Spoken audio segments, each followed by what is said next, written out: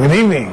Today is Thursday and as usual, ang ating pong programang Counterpoint ay narito naman.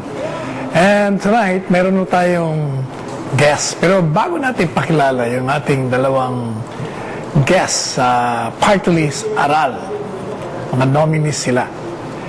Gusto po natin bigyan pansin yung dalawang issue na hot sa ating mga dyaryo.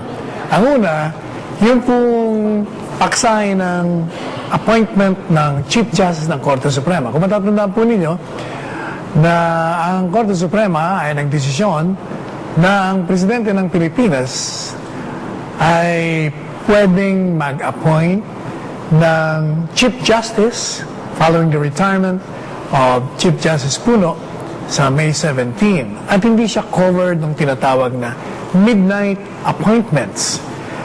Hindi siya covered ng constitutional ban na sinasabi ng mga kritiko na ito ay isang hadlang upang ang isang presidente ng Pilipinas ay magnombra ng isang Chief Justice.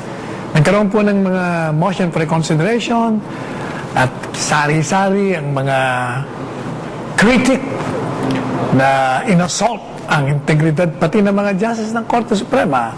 At ito'y nakakalungkot sapagkat ang problema sa ating mga Pilipino, hindi tayo marunong tumanggap ng pagkatalo. Gaya po ng binanggit natin, itong mga kritiko ng resolution ng Korte Suprema, walang basihan ang kanilang mga criticism sapagkat napakaklaro naman ng saligang batas na ang presidente ng bansa ay pwedeng mag-appoint ng Chief Justice ng Korte Suprema. At klarong-klaro po yan sa provision ng ating saligang batas, particularly Section 14 ng Article, or rather, ng Section, ng Article 8, Section 7. Pero marami pa rin ang humihirit at itong si Chis Escudero, yung senador na batang-bata nag-withdraw kanyang kandidatura. Sinasabing it defies common sense daw. Bakit daw itong Korte Suprema nag-resolve na pwede ang presidente? Ito naman si Chis, Bicolano pa naman to, UP graduate pa, abogado pa. Alam mo, Chis, dahil ka magparaluyan, oy. Kakausapin ko na ho ng Bicol na, nagpaparaluya ka. Maluya ang sa imong mga katwiran o rason. Pag sinabi mo walang common sense, siguro ikaw ang hindi gumagamit ng common sense. Sapagkat common sense dictates that the provisions of the Constitution will be damaged kung hindi ang presidente appoint ng Chief Justice ng Korte Suprema. Kaya siguro hayaan na lang po natin kasi meron ng ruling ng Korte Suprema and that's final and executory. Hayaan na natin. Ang problema, sabi niya, hayaan mo lang kasi yung susunod ng presidente mag-appoint. Bakit ba ang kukulit nyo? Whether ang mag-appoint yan yung presidente ngayon at yung presidente sa susunod, ganun din po ang suma total noon. Sasabihin nyo, kasi pag yung presidente ngayon, ang mag-appoint, di magiging beholden sa kanya. Di ganun din yon, di magiging beholden din sa susunod na presidente. Mga paltarason po sa ating pananaw yung mga binibigay niya rason. Ang sabihin niyo yung mga kritiko, mawalang galang na sa inyo, galit lang kayo siguro sa presidente. That's the long and short of it. Anyway, yung isa naman, ito pong si Secretary Agra, mukhang umaani ng sari-saring paglapastangan, pati sa kanyang pagkatao at sa kanyang academic excellence or lack of it. Sapagkat nagkaroon siya ng resolution na dinidismiss niya yung kaso against the two Ampatuan, si Aknad at saka si Saldi Ampatuan.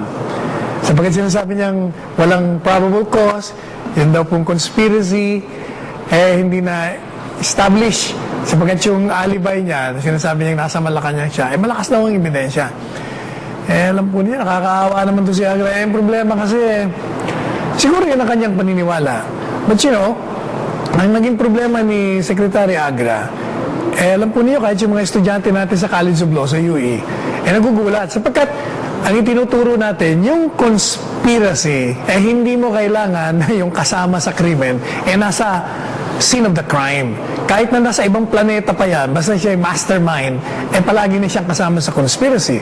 At meron pong testigo na itong si Andal, si Ahmad, naroon sa scene of the crime. Merong positive ID kahit paanong sabihin mong nandun ka sa Malacanang, kung kasama ka sa conspiracy, useless din yun.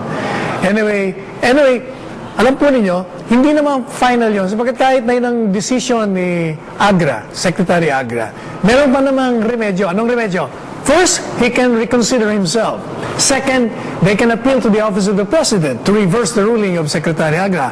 And third, which is more important, ang jurisdiction po ay nasa hukuman. So kahit na mag-file ng motion to withdraw the information, ang hukuman pa rin magdidetermine whether tama o mali yung motion na yun. At pwede niyang i-deny. Di tuloy pa rin ang kaso. Kaya relax lang kayo. Huwag kayo masyadong emotional.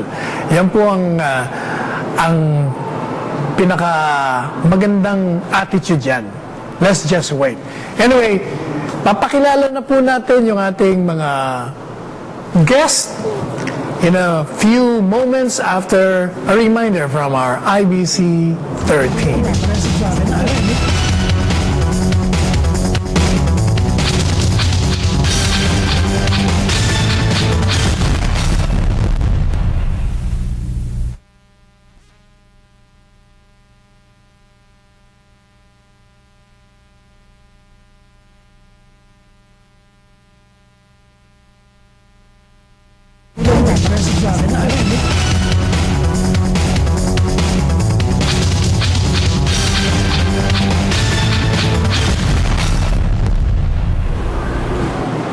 Okay, nandito na po yung ating mga guests, mga nominees ng Aral.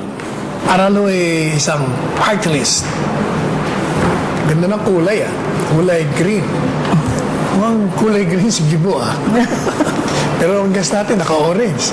So hindi natin malaman ngayon kung bilyar o Gibo ito. Anyway, ang ating po mga bisita ay mga nominees ng party list Aral. Inanyayaan po natin sila upang marinig naman